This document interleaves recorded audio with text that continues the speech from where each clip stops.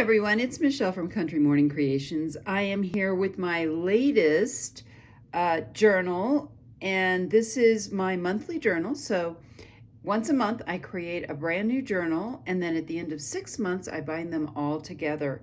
And this is a kind of a flow journal. So every morning I get up, I have a cup of coffee, I curl up in a favorite chair, I do a little collage, and then I do some writing, and I kind of plan my day. And so instead of creating a to-do list or something like that, I write about what I want to do. And that really helps me to get my ideas and thoughts down on paper so I know where I'm going better for the day.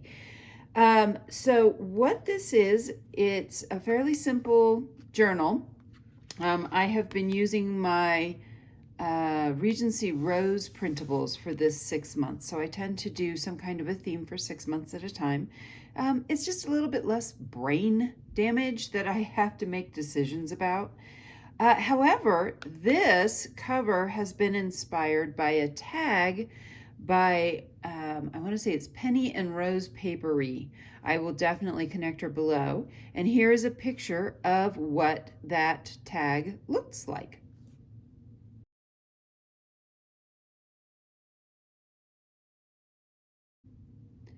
So this is, again, it's inspired by it. Mine is a lot more grungy. And one of the things I'm noticing is that the camera is picking up a lot more of the brown.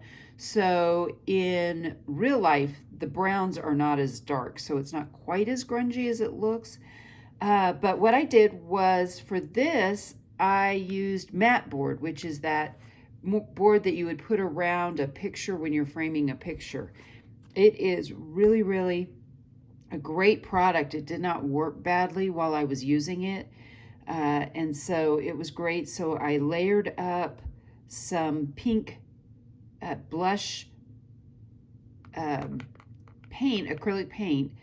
And then this was a Prima piece, and I painted it brown as well. Then I watered down some brown paint and did that. I added, these are Tim Holtz, just little brads that you can get. And this is Tim Holtz also. And so I added some pink and a little bit of blue. And this is a little piece from that same paper collection. And then these are little dried white forget-me-nots. And so I added those pictures.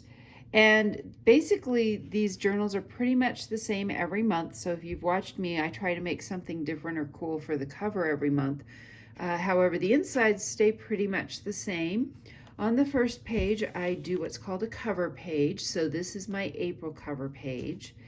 And this is using, again, Planning Janny. And then this tape is from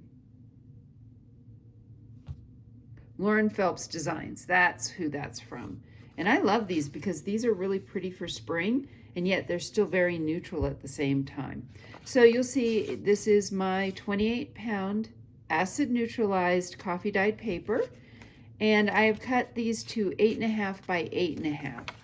I have a couple of flips. So this time I've got vintage papers throughout it. This is a vintage piece of French music. I love music. And then this is a reproduction of an old Sears catalog. And actually this weekend, I'm an NRA instructor, and this weekend I'm taking a muzzle loading class, so I grabbed a picture of a muzzle loader. And then this is some old 1920s. So I don't know if you can see, actually this is 1919. And this, I think this was supposed to be a paper clip of some kind. It kind of crisscrosses over itself, but that was already on that page, and I decided I needed to keep that and put that in my journal as well. When we get to the center, you will see it's a 5-hole pamphlet stitch. I just feel those are a little bit more secure than a 3-hole, especially on something this tall. And I've simply tied it in a bow, and this is it's kind of a crochet yarn, but it's more like a string.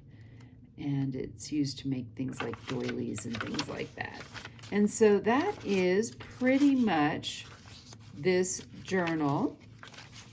and how I did it. And again, this is simply glued to the front. And so it is time to take out my old journal, and I'll go through this real quick. So this was March, and this will give you a little bit of a feel of what I do. So I decorate the flaps, and I write, and I do 1 page per day. So I date the pages. Sometimes I do the collage in the middle. And so I had a lot of fun with this. I also finally figured out how to get my scan and cut to work. And so I've been making these out of stickers. So they were all cut out by my scan and cut, which saves me a ton of time fussy cutting. So I am not spending all my time fussy cutting. This is some fun things that I used as well. That's a little Edith Holden. And so that is my, that was my March one, and we're gonna put in my April one. I did bind this with the same ribbon for my reusable book cover. However, I don't recommend ribbon, it's a bit thick. And so these were some of the other covers in case you're interested. So this is my January one, and this is just collaging using stickers. This one is, it's actually fabric covered. So I printed out on the fabric and then used bits and pieces, and it has a little heart. I love that cover. This one was an experiment. This one I actually laminated lace, some pink lace that I had, and cut that out. And so then we have this one, and I'm going to put it into my reusable book cover. So if you are interested in finding out how to make your own reusable book cover and monthly journals, as well as a monthly journal binder, you will find the link to my class. It's very reasonable, it's only $35. And it's over on my Etsy shop, so that will be down below as well. And I hope I've inspired you to be creative today.